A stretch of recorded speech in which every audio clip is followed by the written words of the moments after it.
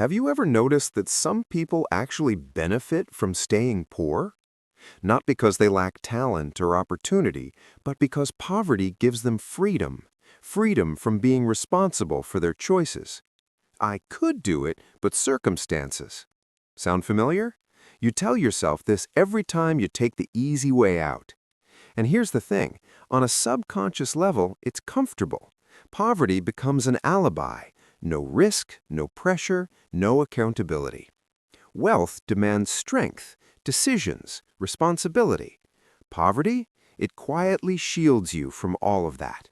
You can complain about your circumstances, and nobody will ask why you didn't take action. Maybe poverty is just a convenient alibi. When you say, I could do it, but circumstances, what you're really doing is using scarcity as an excuse. Failures, missed goals, unfulfilled dreams, all of it stops being your responsibility. You can blame the economy, fate, your boss, and feel safe. Psychologists call this a psychological alibi.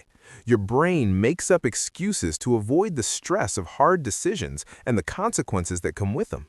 And the more you rely on it, the harder it is to step out of your comfort zone. Poverty stops being a problem, it becomes a protective shield. No pressure, no planning, no fear of failing because your zone of responsibility is small.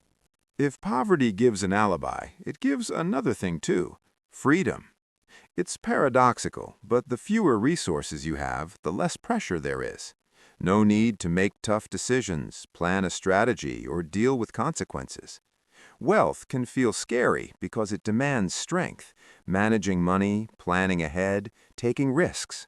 Poverty removes that weight. Your brain gets the message, no need to think, no need to risk, just exist. That's why so many people subconsciously cling to scarcity. Not because they're lazy, but because responsibility is stressful, and stress takes energy. Limited resources become a safe zone. Less pressure, less anxiety, less accountability. And here's why this comfortable poverty is so deeply rooted. We grow up surrounded by it. Our financial mindset is formed in childhood.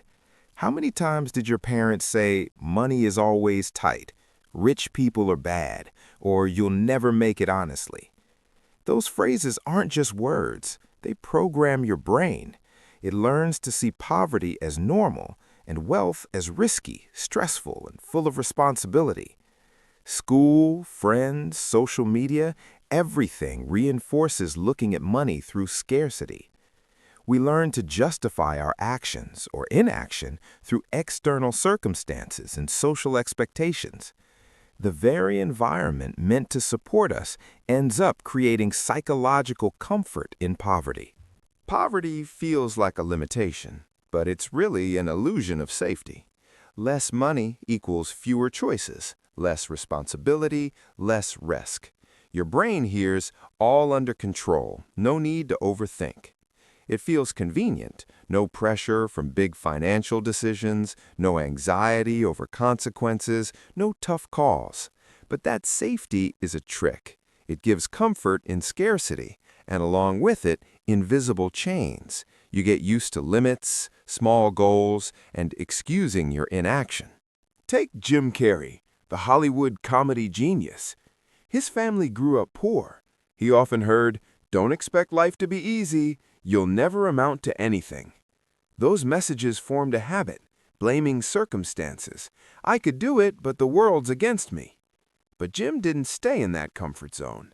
He later said he gradually realized it was a trap of his own thinking, not reality. He made a choice. If I want to change something, I have to take responsibility, act, and take risks. So how do you break free from the trap of comfortable poverty? Step 1, recognize your excuses. Every time you say, I could, but circumstances, pause and ask yourself, is this true or just a habit of seeking an alibi? Step 2, take small steps through discomfort. Start making decisions, even if they scare you. Small investments, a new project, a conversation with your boss or client, learning a new skill. Step 3, work on your mindset. Examine the beliefs you picked up from childhood and your environment. There's never enough money. Rich people are bad. Step 4. Take control instead of looking for an alibi. Own your choices. Here's the bottom line. Comfortable poverty is an illusion of safety. It shields you from risk, but it steals your freedom. So here's the question. Do you want to stay in a zone of less responsibility, less freedom, or are you ready to step into discomfort and take control of your life?